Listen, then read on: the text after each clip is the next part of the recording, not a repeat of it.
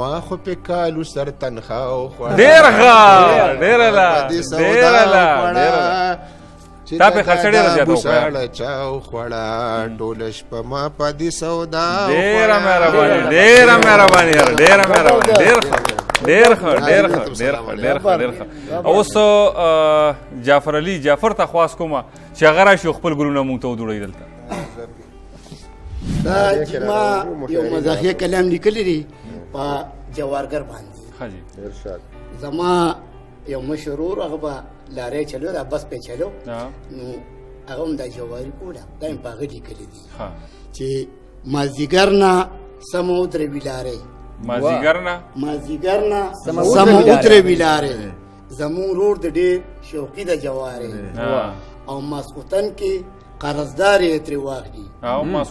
ماسخوتن کې قرضدار یې ترې واخلي د پیسې کوي ګټلې په خوارې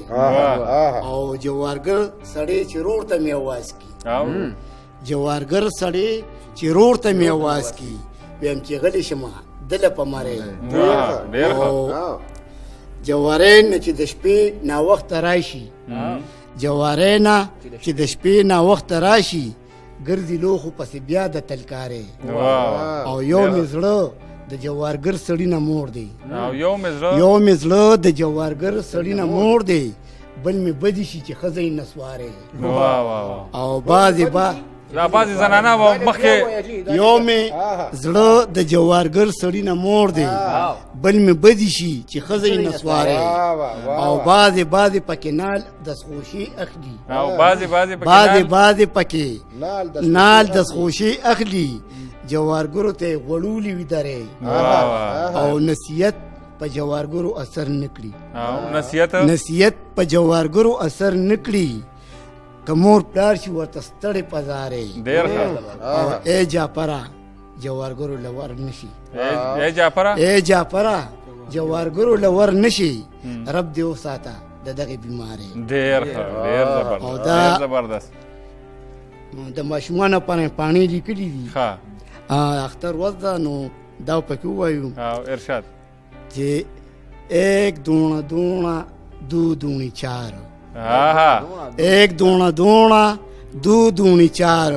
خون کوي اختر کې غټي روجي او اچار ډېر ښه ایک دونا دونا دو دونی چار خون کوي اختر کې غټي روجي او اچار او دو دونی چار تین دونی چیو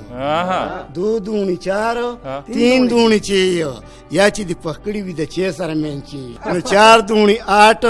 5 دونی 10 4 دونی 8 5 دونی 10 رستو په خپای دومره مخانده پکړاس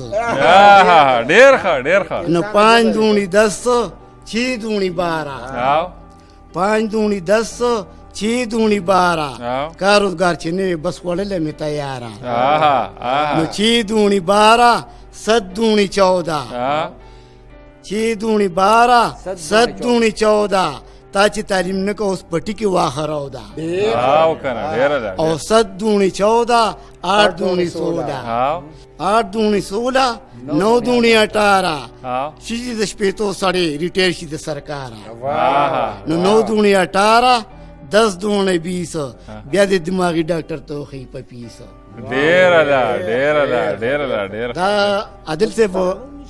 جمعه ته لاړم او موږ نو کو چې وروت نو کېړې مې نه وي دا کله چارانه پټې کړې وي دا بلور او نو بس چې کې سپټه چا پټې نو پاګې مې ودري شیرو دي کړه چې چا چې په قصيوري اخو خدای کو پیجندلې شوی چا چې په قص یوړي اخو خدای کو پیجندلې شوی راغلي زړې لاړې نه بیا جوړې بدلې شوی ډېر خدا باندې کنه نو ما ویلې خیر په دې زړو به گزاره کوم ما ویلې خیر په دې زړو به گزاره کوم خو دوم رشلېدلې موچی کله ګنډلې شوی راغلي زړې لاړې نه بیا جوړې بدلې شوې. ډېر خیر ډېر ښه. او دا د غل احسانو چې زړې راته پرېښودې، دا د غل احسانو چې زړې راته پرېښودې، کور کې خشک نه و نغري کې لږې بلې شوې،